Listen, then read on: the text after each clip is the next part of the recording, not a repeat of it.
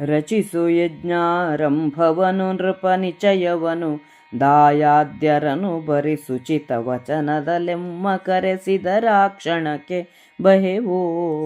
ಸಚಿವರಾವೆಡೆ ಕಳುಹು ಬದರಿಯ ರುಚಿರ ಋಷಿಗಳ ಕರೆಸು ನಿನ್ನಭಿರುಚಿಗೆ ನಿಷ್ಪ್ರತ್ಯೂಹವೆಂದನು ದಾನವಧ್ವಂಸಿ. ಎಂದು ಕಳುಹಿಸಿಕೊಂಡು ದೂರಕ್ಕೆ ಇಂದಿರಾಪತಿ ಮಾಗಧನ ರಥದಿಂದ ಬಿಜಯಂಗೈದನಿನಿಬರು ಕಳುಹಿ ಮರಳಿದರು. ಬಂದ ವೇದವ್ಯಾಸ ಧೌಮ್ಯರನಂದು ಕರೆಸಿ ಯುಧಿಷ್ಠಿರನು ನಿಜ ಮಂದಿರದೊಳೊಪ್ಪಿದನು ಪರಿಮಿತ ಜನಸಮೂಹದಲ್ಲಿ. ಅಕಟ ನಾರದನೇಕೆ ಯಜ್ಞ ಪ್ರಕಟವನು ಮಾಡಿದನು ನಮಗೀ ಸಕಲ ಧರಣಿ ಕ್ಷತ್ರವರ್ಗದ ವಿಜಯ ಕಿರುಕುಳವೇ. ವಿಕಟ ಜಂಬೂ ದ್ವೀಪ ಪರಿಪಾಲಕರು ನಮ್ಮನಿಬರಿಗೆ ಸದರವೇ ಸುಕರವೇ ವರರಾಜಸೂಯವೆನುತ್ತ ಚಿಂತಿಸಿದ. ಮಣಿವರಲ್ಲರಸುಗಳು ಮಾಡದೆ ಮಣಿದೆವಾದರೆ ಕೀರ್ತಿ ಕಾಮಿನಿ ಕುಣಿವಳೈಜಗದ ಜಿಹ್ವಾರಂಗ ಮಧ್ಯದಲ್ಲಿ. ಬಣಗುಗಳು ನಾವೆಂದು ನಾಕದ ಗಣಿಕೆಯರು ನಗುವರು ಸುಯೋಧನ ನಣಕವಾಡುವಡಾಯ್ತು ತೆರೆನಂದರ ಸಬಿಸು ಸುಯ್ದ. ಎನಲು ಧಿಮ್ಮನೆ ನಿಂದು ಭುಗಿಲೆಂದನು ಕಿರೀಟಿ ವೃತಾಭಿಯೋಗದ ಮನಕತಕ್ಕೆ ಮಾರಾಂಕವಾಯ್ತೇ ಹರ ಮಹಾದೇವ.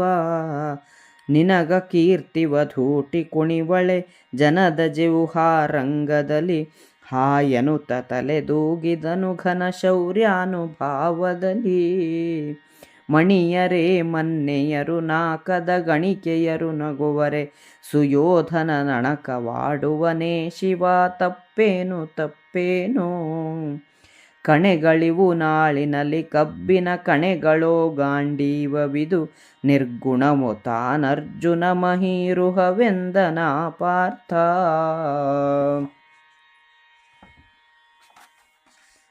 ಯಾಗ ಕಾರ್ಯವನ್ನು ಆರಂಭಿಸು. ಸಮಸ್ತ ಮಿತ್ರರಾಜರನ್ನು ನಿನ್ನ ದಾಯಾದಿಗಳಾದ ಕೌರವರನ್ನೂ ಕರೆಸಿಕೊ. ನಾನೀಗ ಊರಿಗೆ ಹೊರಟಿದ್ದೇನೆ. ಉಚಿತವಾದ ಮಾತಿನಿಂದ ಆಹ್ವಾನಿಸಿದರೆ ಆ ಕ್ಷಣದಲ್ಲೇ ಬರುತ್ತೇನೆ.